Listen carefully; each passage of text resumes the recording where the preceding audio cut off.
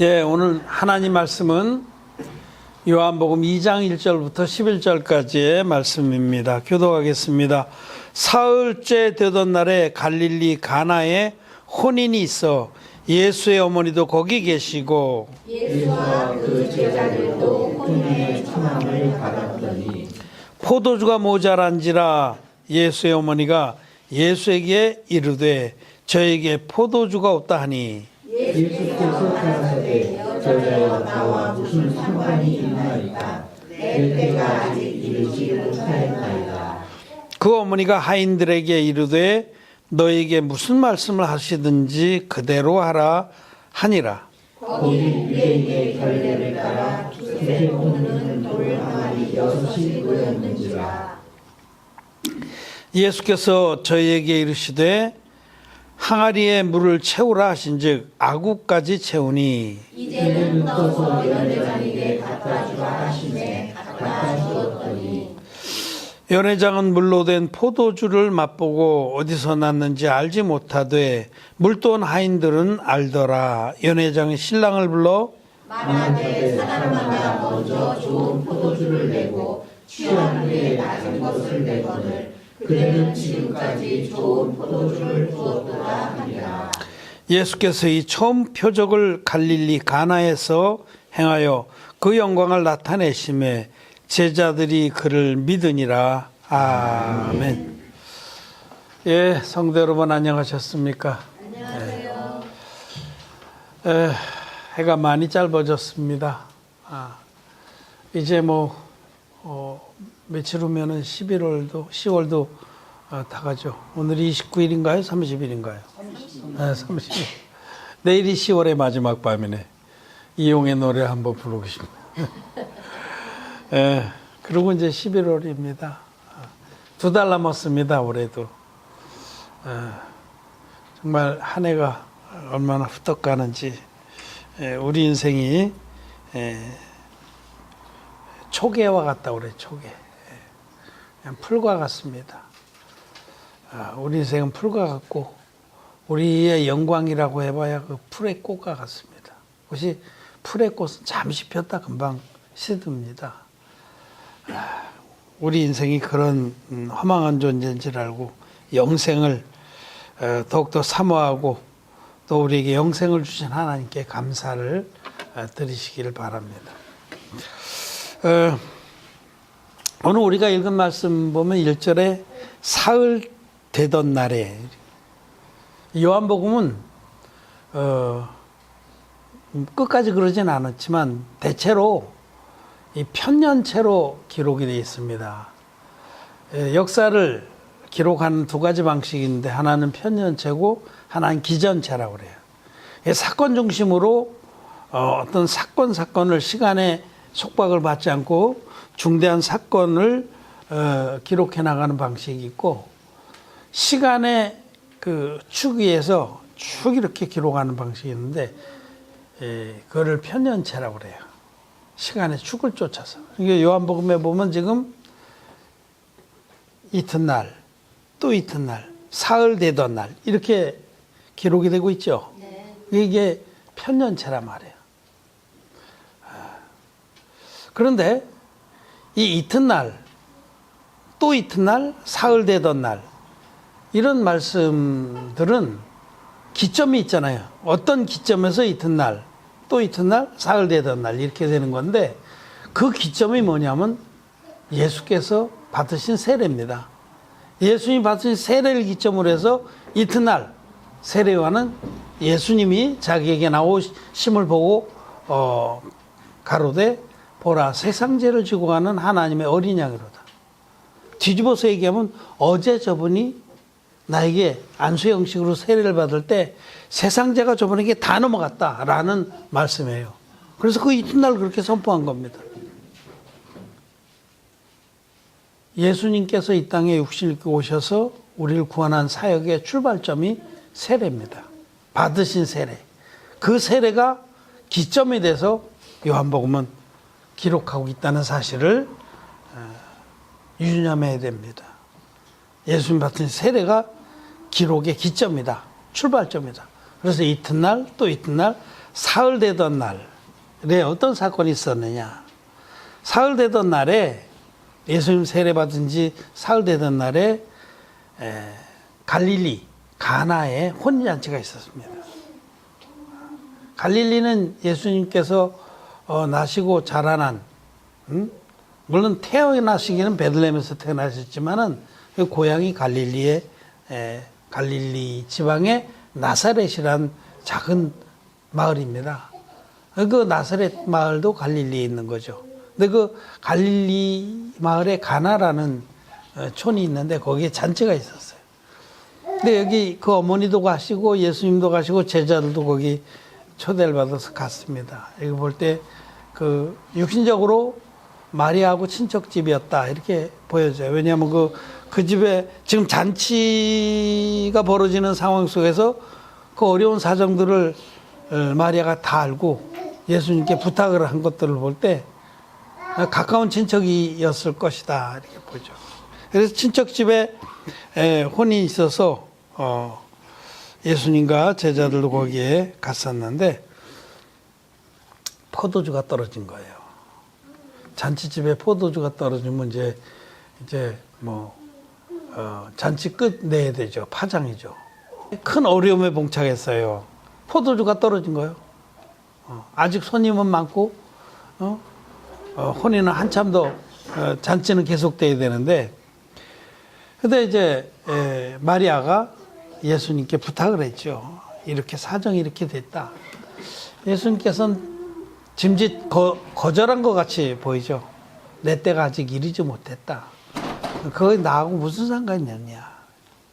그렇게 말씀하셨는데, 그렇지만 예수님은 이제 뭔가 놀라운 일을 하실 준비를 하셨죠. 그래서 하인들에게 그 물을 떠다가 결례에 쓰는 도랑아리, 정결례입니다. 정결례. 이스라엘 백성들은 밖에 나갔다 돌아오고 그러면은 그 문간에 있는 돌 항아리에, 이런 항아리에 물을 가득 채워놓고 그 물을 떠서 손발을 씻고서 집에 들어오고 음식을 먹고 그랬습니다. 그걸 정결례라고 그래요. 정결하게 하는 예식을. 그 이제 그 집에 큰 돌항아리들이 6개가 놓여 있는데 거기다 물을 채우라고 명했어요. 그래서 하인들이 순종을 해서 아구까지 채웠습니다. 철철 넘치게 채웠다는 거죠. 그랬더니 이번에는 우리 주님께서 이제 떠다가 연회장에게 주어라. 그 하인들이 그 물을 철철 넘치게 붓고 다시 풀 때 보니까 물이 변해서 포도주가 된 거예요. 놀랍기도 하고 그래서 아마 좀 한 모금 먹어봤을 수도 있겠죠. 나 같으면 먹어봤을 거예요. 근데 맛이 그냥 300년 된 무슨 프랑스산 같이 그렇게 그야말로 끝내주는 거예요. 그래서 연회장한테 떠다 줬. 연회장도 그 포도주를 맛보고 놀라서 자빠질 지경이죠.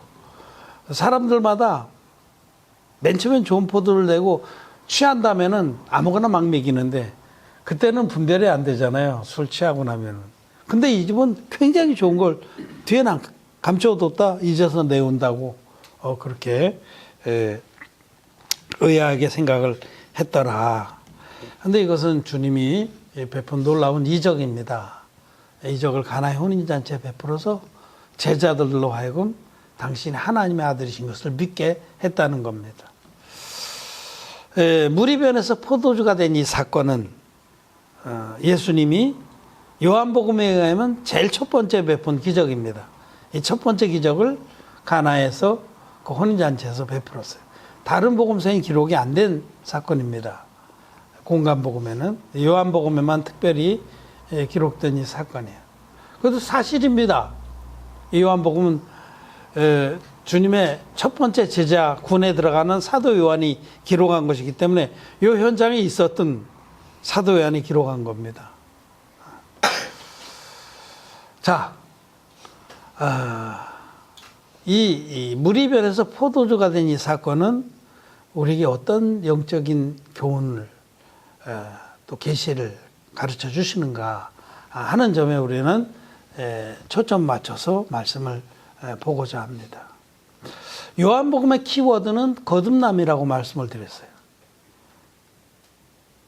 하나님께서 사도 요한을 성령으로 감동시켜서 우리 주님이 이 땅에 오셔서 행하신 그 귀한 복음을 믿음으로 모든 영혼들이 거듭나기를, 거듭나서 하나님 자녀가 되기를 간절히 바라는 그 하나님께서 사도 요한을 통해서 요한복음 전체에 사람이 어떻게 거듭나는가, 거듭남이란 무엇인가에 대해서 아주 소상히 밝혀준 성경이 바로 요한복음입니다. 이 요한복음 2장의 가나의 혼인잔치도 거듭남에 관한 계시입니다. 이것이 여러분, 물이 변해서 포도주가 됐다.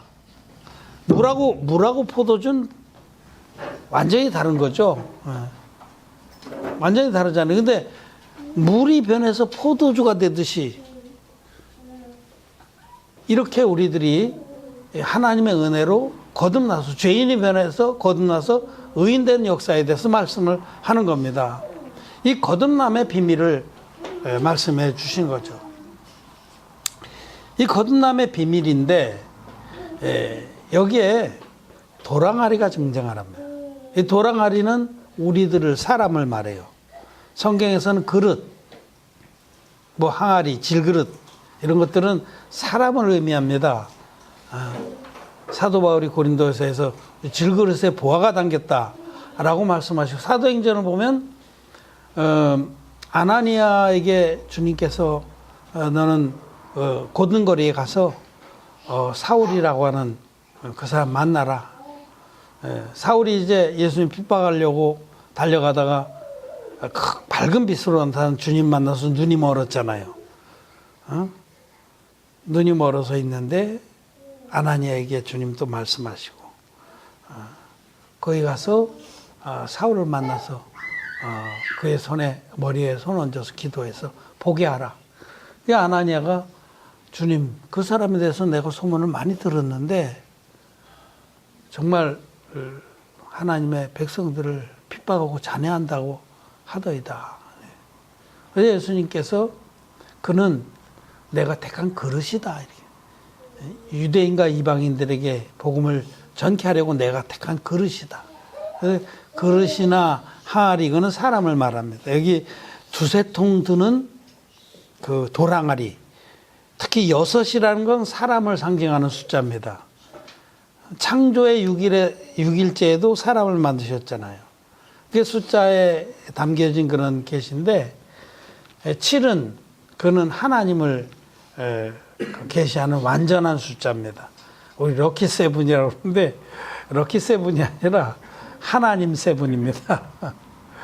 근데 이제 6일째 모든 것들을 다 만드시고 6회째에 하나님께서는 흙으로 사람을 빚어서 만드셨죠. 그래서 6이라는 것은 우리 사람을 계시한 숫자인데, 계시록에도 그래서 666에 대해서 나오잖아요. 777은 하나님, 성삼위 하나님을 계시한다면 666은 인간이 최대한도로 자기의 그 능력이나 그 지식이나 기술들을 고도로 발휘해서 하나님하고 맞먹으려고 하는 그런 것을 상징하는 겁니다. 어쨌든 이 도랑아리 6은 우리 모든 인생들을 말하는 거예요. 이 도랑아리가 어떻게 어떤 은혜를 맛봐서 물이 변해서 포도주가 되는 은혜를 입느냐 하면, 그 도랑아리에 물을 아구까지 채운 즉, 항아리에 물을 채우라 하신 즉 아구까지 채우니, 요 말씀입니다. 우리 주님께서 항아리에 물을 채워라. 그런데 아구까지 채운 즉 그 물이 변해서 포도주가 됐다는 거죠. 이 물은 폭넓게 말하면 하나님의 말씀이지만 좀 좁혀서 얘기하면 진리의 복음입니다. 우리가 이 사람들이 이 진리의 복음을 아구까지 온전하게 믿을 때에 그런 사람은 물이 변해서 포도주가 되듯이 그 모든 죄에 사함받고 거듭나서 의인이 된다, 이런 말씀이죠. 여기서 아구까지 채웠다. 아구까지 채웠다. 두 가지 차원의 말씀을 계시합니다. 첫째로는 말씀이 온전해야 된다, 이런 뜻이에요. 항아리가 있는데 한 4분의 3만 채웠다. 이거는 복음이 온전치 않은 걸 말해요. 그러니까 9가지 채워진 복음이라는 것은 온전한 복음, 즉 진리의 원형 복음을 말하는 겁니다. 진리의 원형 복음이래야 사람은 거듭날 수 있습니다. 9가지 채워지지 않은 그런 복음들은, 반쪽짜리 복음들, 비슷하지만 않은 복음들은 절대로 거듭날 수가 없다 그 뜻입니다. 9가지 채워지는 온전한 복음이 된다라는 것이고, 또 한편으로는 하나님이 그 9가지 채워진 온전한 복음을 주셨을지라도 이 항아리 된 우리 인간이 온전히 믿어야 된다. 이 두 가지 차원을 다 말씀하는 거예요. 복음이 온전해야 되고 우리 믿음도 온전해야 된다. 이게 9가지 채운다는 뜻입니다. 9가지 채워진 복음은 물과 피와 성령의 증거가 다 있는 복음입니다.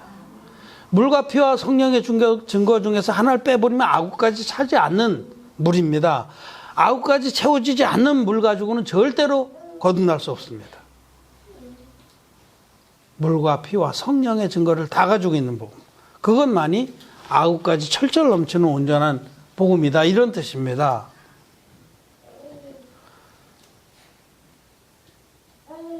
물과 피와 성령의 증거. 이 셋이 합하여 하나니라라고 요한복음을 기록한 사도 요한이 요한일서에서 말씀하는 거죠. 온전한 복음은 성령과 물과 피의 증거, 이 세 증거가 합해서 하나인 복음이다. 합해서 하나라는 거, 이 세 증거가 다 가득 9가지 차 있는 복음을 말하는 겁니다. 성령이 증거하는 바는 뭐냐면 예수님은 하나님이시다. 예수님은 하나님의 아들이신 하나님이다 라고 성경이 증거합니다. 그래서 우리 성경을 보면은 예수가 하나님의 아들이심을 증거하니, 또 고백할 때도 주는 그리스도시요 살아계신 하나님의 아들이시니다. 이걸 증거하잖아요. 이걸 고백하잖아요. 베드로도 그렇게 고백했고,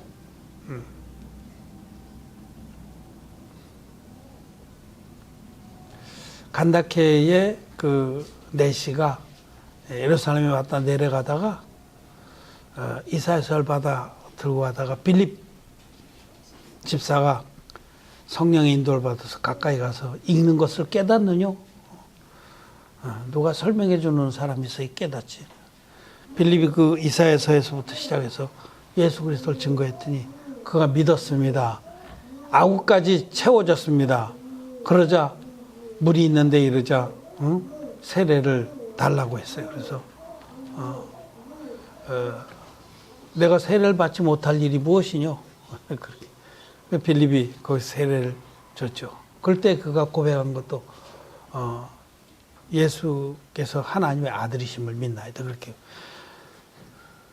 성령의 증거는 예수님이 하나님의 아들이시다. 흠없는 제물로 오신 우리 인류의 대속 제물로 오신 분이 예수님이다 라고 성령은 증거합니다.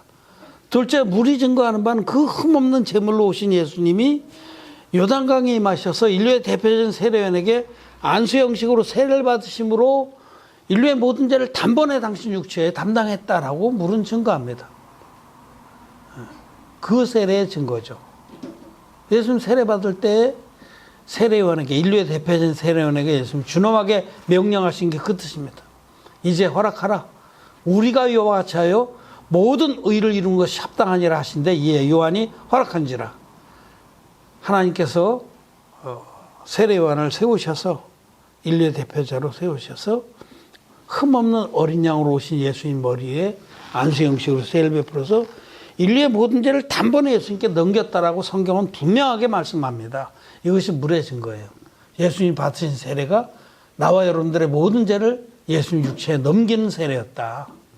그래서 이튿날, 세례받은 이튿날 보라, 세상 죄를 지고 가는 하나님의 어린 양이로다라는 증거를 받으신 거예요. 이게 물의 증거예요.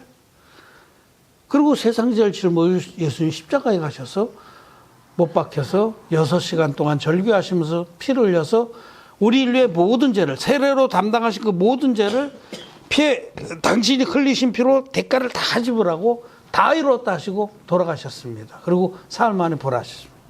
이게 피의 증거입니다.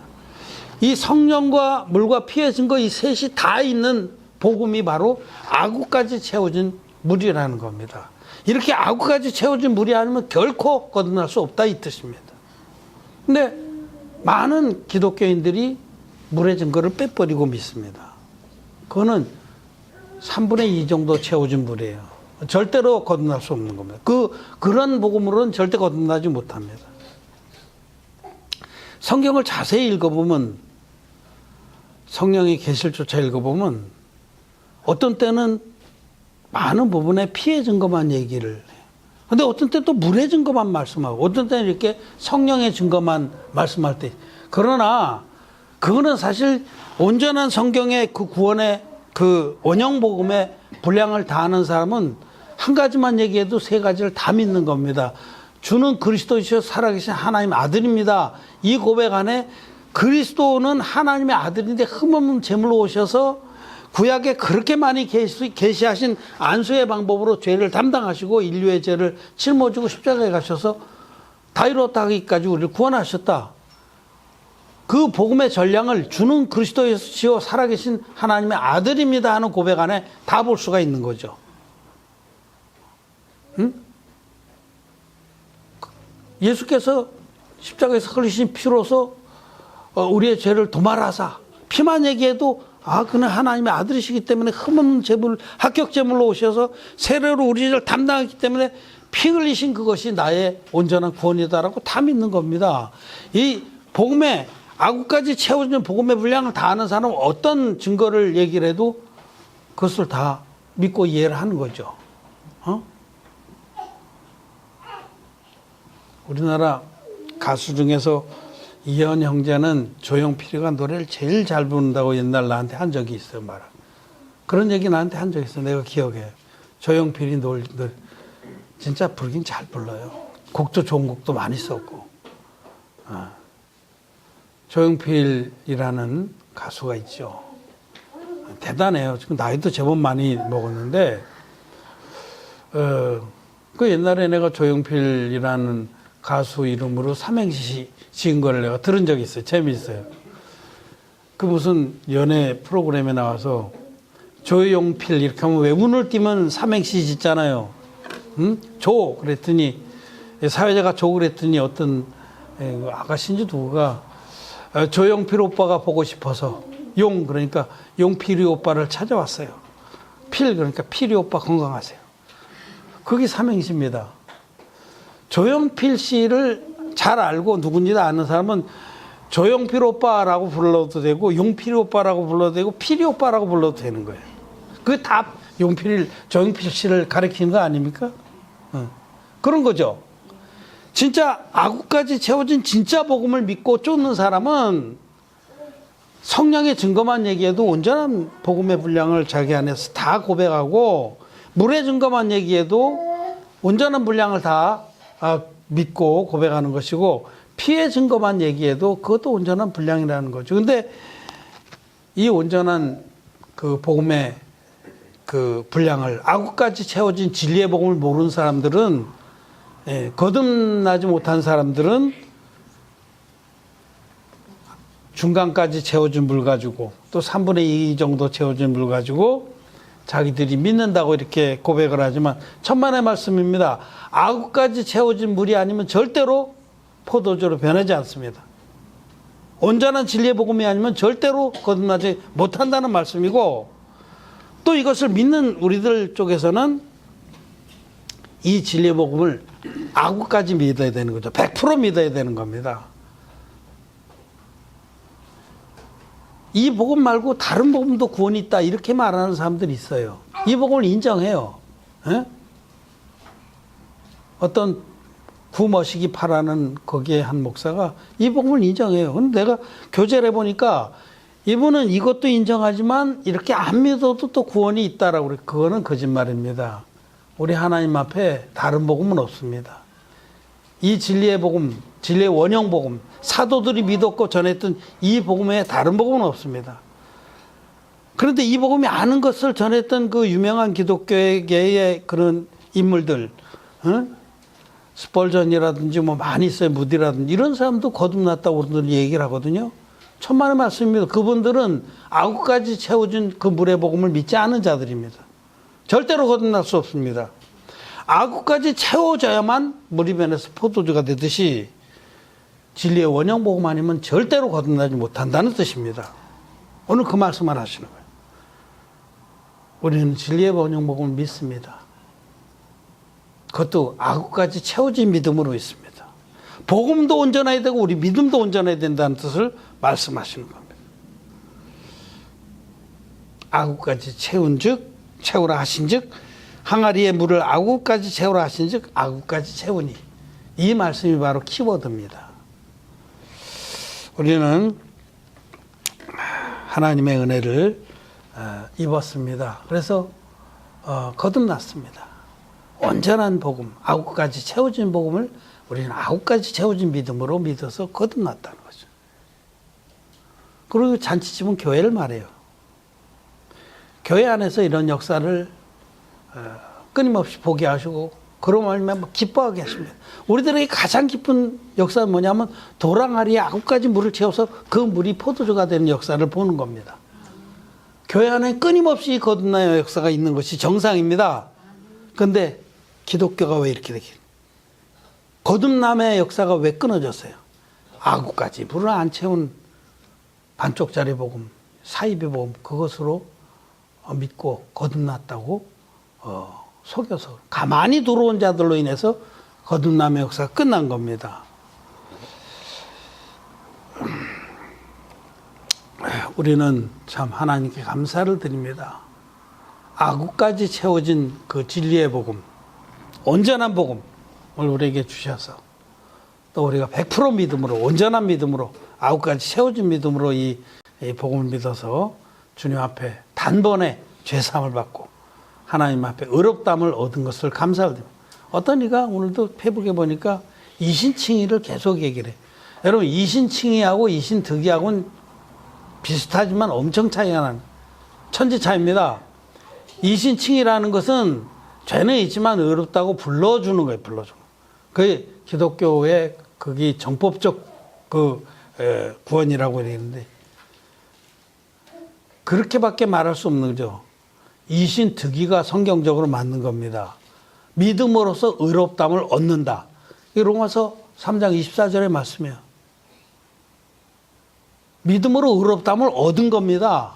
의는 못 얻었고 죄는 있지만 믿는다고 하니 의롭다고 불러줄게.